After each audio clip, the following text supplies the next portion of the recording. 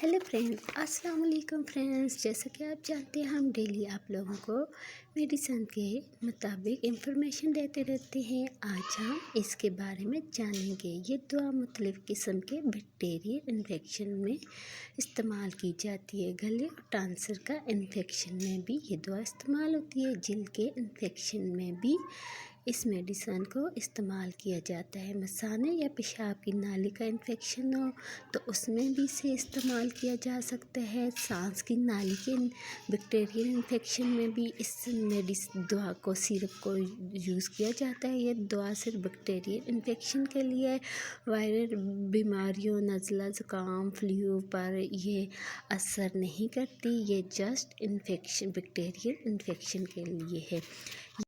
तो फ्रेंड्स, इस दवा को बनाने का तरीका इस पे लिखा हुआ है, उर्दू में भी लिखा हुआ है और दूसरी साइड पे इंग्लिश में भी लिखा हुआ है।